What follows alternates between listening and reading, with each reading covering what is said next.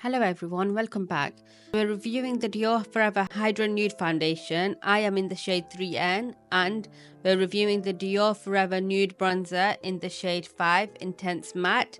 This is my initial impression, so I will have further videos coming out if you want them. During this video, I will have two wear tests that had two different results. I will be showing you close-ups of my skin. I'll also be using the bronzer as an eyeshadow as well as a normal application. Leave a comment below if you want to see more videos of wear tests using this foundation against different sun creams, primers, skincare and comparing it to the other Dior foundations. If you want me to review the new Hourglass foundation, leave a comment below, otherwise I might just miss it. I have not forgotten to do my 1 week 1 palette review. I'm just going away next week for work, therefore I can't get it out. But it will be out the week after and I will be trying lots of new products in that video. So please subscribe if you don't want to miss that. Without any more delay, let's get into the video. And if you're wondering, this is a voiceover because I just got so excited unboxing this that I just grabbed the whole voice that was attached to the video and I just thought I'll do a voiceover instead. But I hope you enjoy it.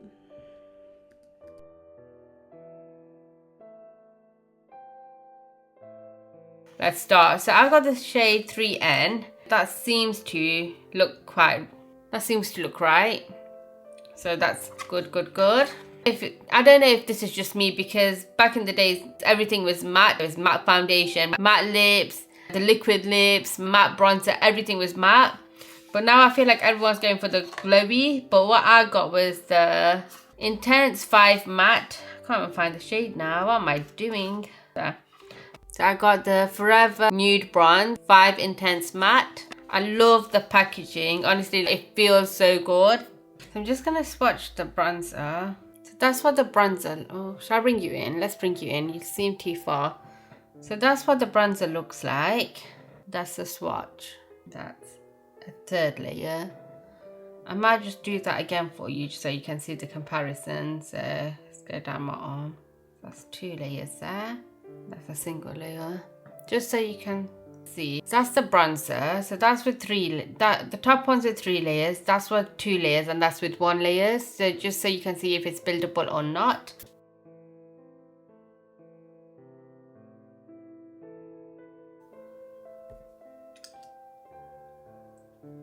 Today I've got no primer on. I'm going to use a brush just to show you how it glides on.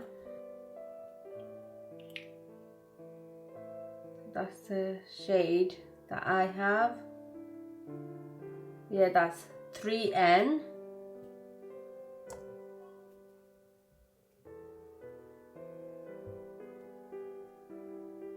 You can just see how it just glides on.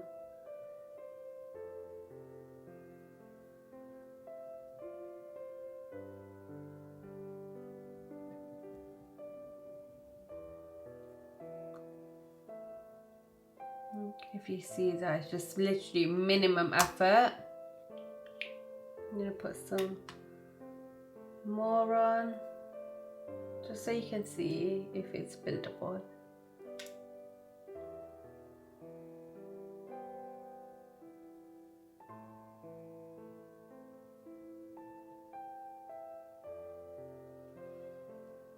So I've used this foundation a few times. I think it may oxidize ever so slightly, but not a lot. It doesn't flake, it doesn't dry out, it doesn't get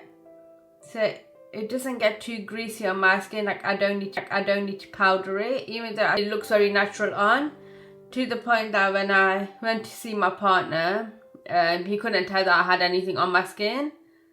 He just thought my skin looked better. But yeah, I hope you can see that it just blends out so effortlessly. I'm bringing it down just so I can do my cheek. Just so you can see how much it can cover the blemishes. So what I've realised is that if I use a sponge to apply it, it gives a more matte finish. Whereas if I use a brush, it's a lot more luminous. So I like to have those two options.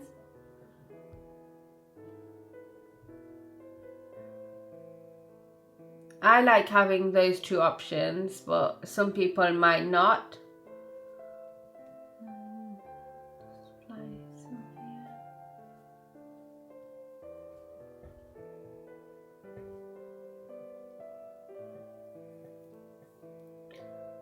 But that's how much it covers my blemishes. It covers a lot more with the brush. So that's how much my blemishes are covered. And it doesn't settle into any of my fine lines or anything like that. So far I've had a really good experience. I'm going to finish off my foundation and then I'll come back.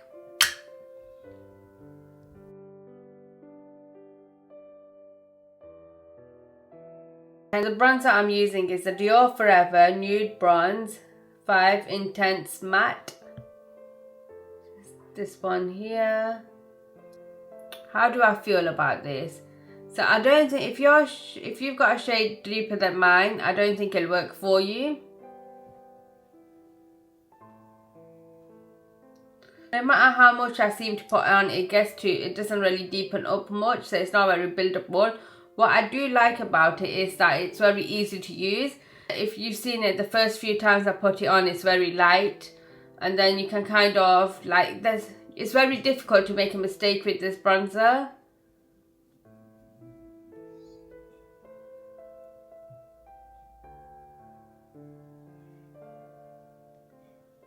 That's what that looks like.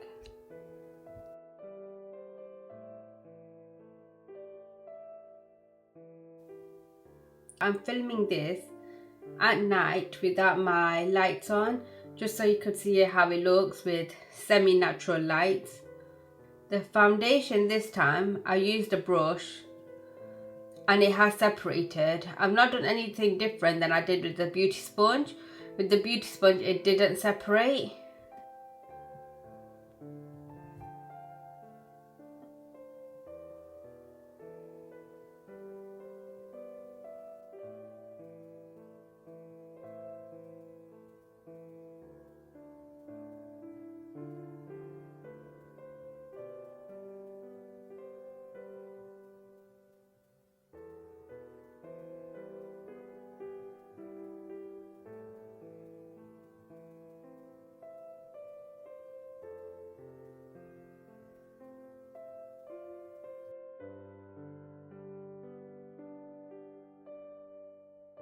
Exactly 8 hours, or maybe a tiny bit longer.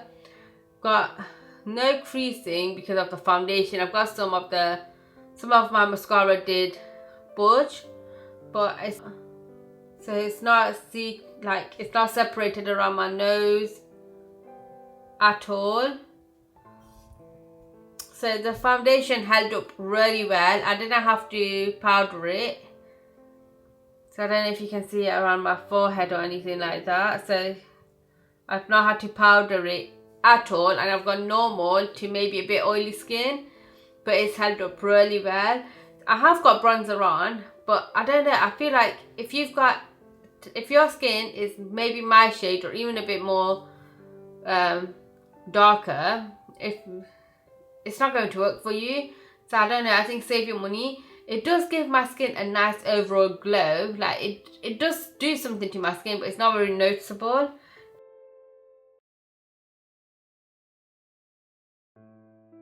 Oh, and another thing that I realised when I was buying this online, so if you get one of the matte shades, you get a bit more powder, so it's 0.7 of a gram. So I do like that. I don't know if it's translating on camera. I don't know, it looks nice on my eyelid. However, that being said, I am having to pick it up quite a bit. That's really nice. My initial impressions are great. I do really like it. Because I did this video over a few days, I forgot to film my outro. So my final thoughts about the bronzer are that if your complexion is deeper than mine, I don't think it would work for you. However, on me it just about works. It's easy to work with and it's quite forgiving in case you do make a mistake. It does look nice on my eyes, however it's just easier to use an eyeshadow because I had to go back quite a few times. I forgot to mention that the matte shade is perfect if you want a more velvety finish or have textured skin. But moving on to the foundation, when I use a sponge, it appears to be more matte in its finish and it provides less coverage, which is expected. However, from my 2 current wear tests, the foundation held up a lot better using a beauty sponge compared to the brush. But overall, so far, I am really enjoying the foundation. I think it is really nice. I like that it looks skin-like. It does slightly oxidize, but ever so slightly. I'm yet to try other products over it. But if you do want to see that, just carry on watching my other videos, and please like, subscribe and follow for more. I thank you all so much for watching this video. I really do appreciate it. And if you got to the end, let me know. Bye.